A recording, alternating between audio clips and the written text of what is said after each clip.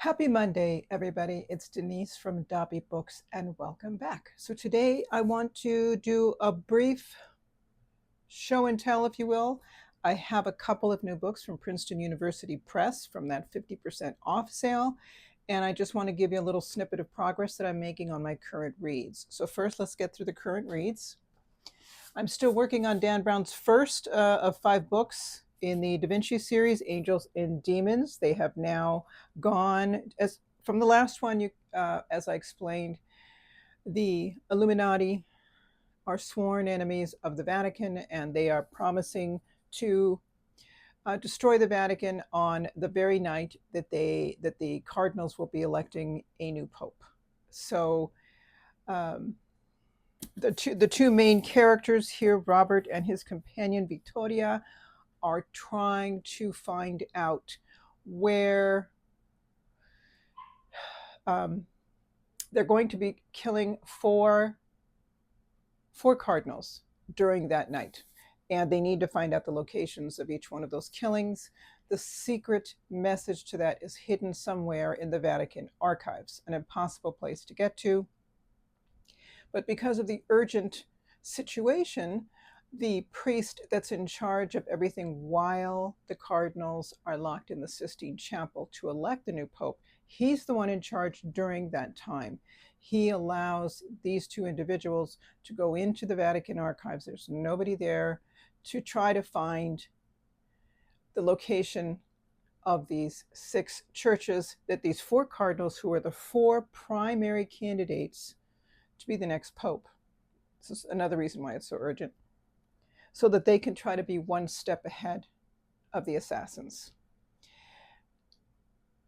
And the secret is hidden in the writings of Galileo. And that's as much as I'm going to tell you. It's getting very good. I'm about halfway through. So it's lovely. It's wonderful. Sort of kind of at the edge of your seat sort of thing. You want to see what's going to happen next. And of course, we all love that. And then the one that I finished is Symphony of Secrets by Brendan Slocumb. I thought this was a wonderful book. There was never a part in this novel, this mystery novel, where I felt that the story had slowed down, anything like that. It was just good and tight all the way through.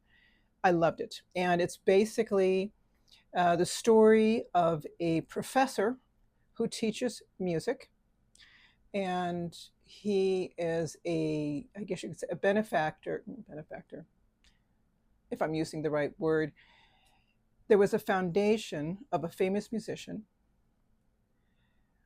that helped young kids, especially young kids in need, to achieve their dream of having some sort of education in music, a career in music, and they were very well known for this. They were worldwide. They're a very big and powerful foundation. Our protagonist has been hired by the foundation, the very one that he benefited so much from, to translate, if you will, the original score that they found that had been missing, 100 years. Well, they found it. But because the song was not written in traditional musical notes, but sort of its own little doodles, if you will, they have hired this professor to see if he can help them to translate this music. Now that they have the music, they want him, what am I trying to think of? They want him to do the translation of the music so that they can compose, get everything together, and have a big, huge presentation. It's going to be a big to-do. And I went into more details behind that particular story of the foundation, why this was so important in my last video, so I won't repeat it here. And as the professor is doing his research, he asks for an original of something because there are some scribbles he can't quite see clearly. So he's given the original of one of these documents, and in there he notices that there are initials, a capital J, a lowercase o, and then a capital R, and he's trying to figure out what the heck is this. He has a friend by the name of Ebony. She's brilliant. She's very good with security, and she knows how to research anything. So he turns to her. And in the process, they both discover something that could absolutely change the whole story on this very famous musician, thus changing the whole, what's the word, the objective, the whole story, the whole background on the very foundation that has hired him. The foundation it gets wind of this. So now they're using intimidation tactics and threats to try to get him to just simply shut up and do his job. He and Ebony instead decide that they're going to go ahead and do the right thing, and they literally have to go into hiding. So they're hiding out in various places throughout New York City while they finish getting all this done. I thought the ending was fantastic as to how they went about doing what they believed they needed to do and the outcome of the foundation, because you figure here's two individuals who stood to lose a lot standing up against a big and powerful corporation. So I thought it was fabulous. I like the story. I thought it had a good ending. It was wonderful, and I would recommend it. Symphony of Secrets by Brendan Slocumb. And of course, you all know the one that I am starting. Okay, this tells you how much I'm out of the loop here. Okay, couldn't figure out which book to start with. Well, they're written in a particular order for a particular reason. Now I understand. So Inferno, Purgatorio, Paradiso, because that is how Dante wrote them, and there's a reason for that. So I will be starting with the first book, Inferno. And I wanted to see, of course, this book does have an introduction, which I'm not sure I'm going to read. I'll kind of skim, because introductions by someone other than the author or perhaps the translator can give away too much information before you've had a chance to read the book for yourself. So I'm going to be very careful about that. If the introduction doesn't have any spoilers, I'll read it through. If it does, then I'll have to skip it. There is a chronology here. There are suggestions for further reading and some maps, the one of Purgatorio, Paradiso, and Inferno. What I was also looking for was some sort of commentary, some sort of literary commentary on this. And because I also, by the way, have subscribed to a YouTube channel that goes through every single canto. And the host of this is an Italian gentleman who has loved Dante's Divine Comedy for years. He's read it through in both languages many, many times, and he speaks wonderfully about it. He has a great understanding of it. I've only listened to his introduction, but as I read each canto, then I'm going to listen to what he has to share. I will leave a link to his YouTube channel for you if you are interested. What I also wanted to find were some commentaries by other writers and critics on each one of these. And I don't think there's a whole lot in this particular edition, which is a Penguin Classics Deluxe edition. There's not much. So, because this was written by an Italian, and at the time, you're Italian, you're Catholic, and this has it has a whole lot of references and titles and individuals, whatever, well known in the Catholic Church at that time, in that medieval time period. Because it was coming from Dante's Catholic perspective, I wanted to read a version of the Divine Comedy that was presenting it, or at least providing essays, commentaries, or questions that were coming from that Catholic perspective, because that was its original presentation. And I know now, of course, there's other people who will give you not just that, obviously the Catholic content, but other additional viewpoints and feedback on it, which I am also going to either listen to or read as soon as I find those references. So that's what I'm doing so far. So I will be starting with Inferno. I ordered a book from eBay. The translator, his name is Anthony Esselin, and he's known among the Catholic community for writing a lot of books along spiritual themes, Catholic themes. So he is going to be the one that's going to be commenting and presenting us questions or what have you from that Catholic perspective. That should be arriving, I'm going to say next week. So I'll be able to use that as well. I'm also going to compare the two translations. I'm very curious. The version by Anthony Esolen has the original Italian on one side and the English translation on the other, whereas this one by Penguin, it's all in English. So there goes that. And because I've studied some Italian, I'm curious to see how much of that Italian I will understand, even though I know the Italian may be a little dated in some places. That I believe the Italian that Dante used, and I could be wrong, the Italian that Dante used in the original writing is not the same Italian used today, but I could be wrong. I'll find out later and I will correct myself on that. Now, on to the books that I got. These were two books that I got from Princeton University Press on their half-price sale, and they don't list the prices on the invoice here, but I got them each 50% off. The first one is by Robert DiYanni, You Are What You Read, A Practical Guide to Reading Well. The summary on the back says, we are what we read, according to Robert DiYanni. Reading may delight us or move us. We may read for instruction or inspiration, but more than this, in reading we discover ourselves. We gain access to the lives of others, explore the limitless possibilities of human existence, develop our understanding of the world around us, and find respite from the hectic demands of everyday life.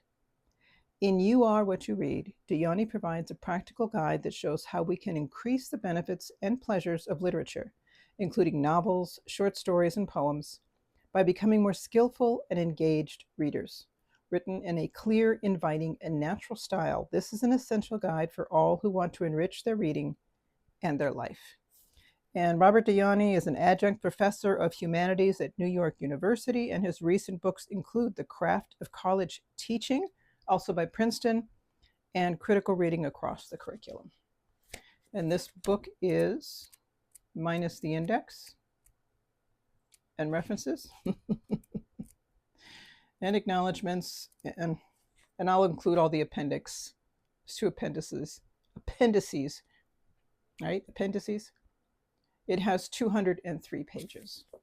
You Are What You Read, Robert DiYanni, and one last book. It took me a while to pronounce this. American Shtetl. The Making of Curious Joel, a Hasidic Village in Upstate New York.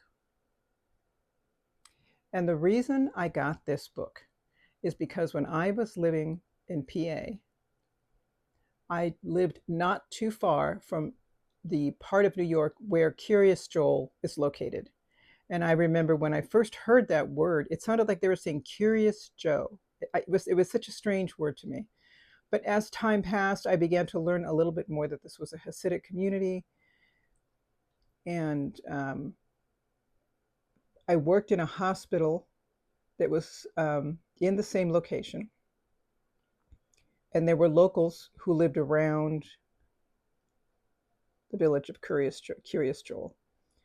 There were tensions. So still not knowing very much, all I could pick up was there was tensions between this Jewish community and the other residents around there, because some of the residents felt that the leaders of this Hasidic group were using deceptive means to increase the land that they owned.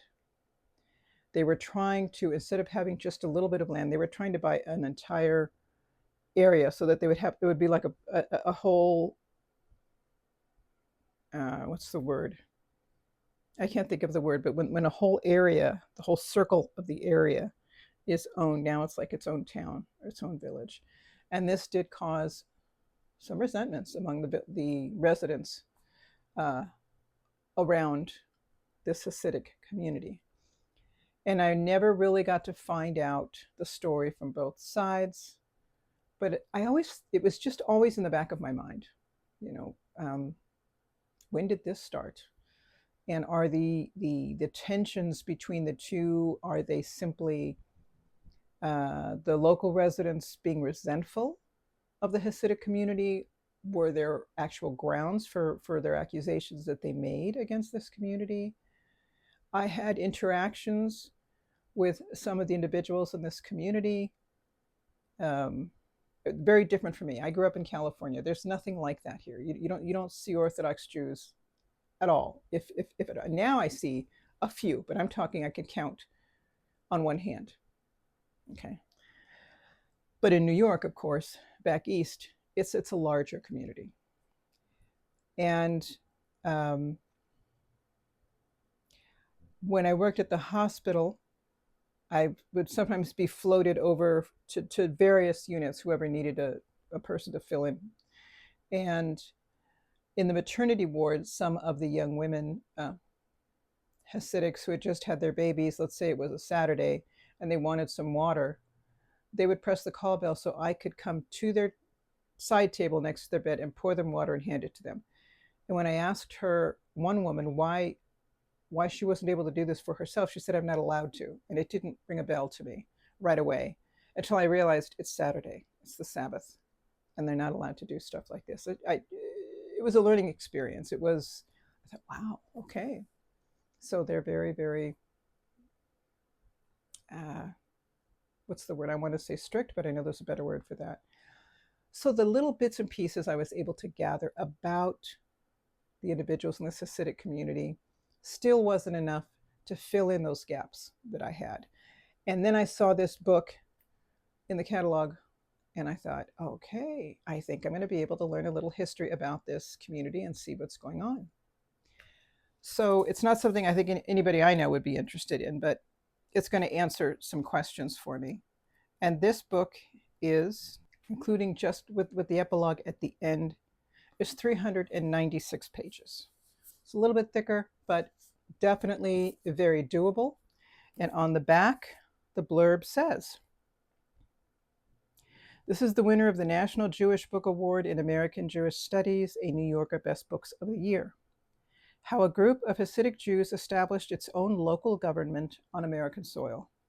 Settled in the mid-1970s by a small contingent of Hasidic families, Kiryas Joel is an American town with few parallels in Jewish history, but many precedents among religious communities in the United States. American Shtetl tells the story of how this group of pious Yiddish-speaking Jews has grown to become a thriving insular enclave and a powerful local government in upstate New York. While rejecting the norms of mainstream American society, Kiryas Joel has been stunningly successful in creating a world apart by using the very instruments of secular political and legal power that it disavows. This timely book unravels the strands of cultural and legal conflict that gave rise to one of the most vibrant religious communities in America and reveals a way of life shaped by both self-segregation and unwitting assimilation. And the authors are Naomi M. Stolzenberg, and she holds the Nathan and Lily Chappell Chair at the University of Southern California Gould School of Law, and David N. Myers. He holds the Sadie and Ludwig Kahn Chair in Jewish History at the University of California, Los Angeles, UCLA. So there we go. These two books from Princeton University Press. My new read, The Divine Comedy. My completed read, Symphony of Secrets. And my almost completed read, Angels and Demons. So 1, 2, 3, 4, 5. So I have five things happening or whatever. All right, everybody. Thanks for hanging out with me. I believe tomorrow's Tag Tuesday, and I'm definitely going to try to do 1 or 2 of the tags. I have been collecting them here, and I want you all to have a very good week. Hopefully the news will be a little bit better than it's been, and I just want you all to be safe. So I'll see you in just a few days. Bye-bye.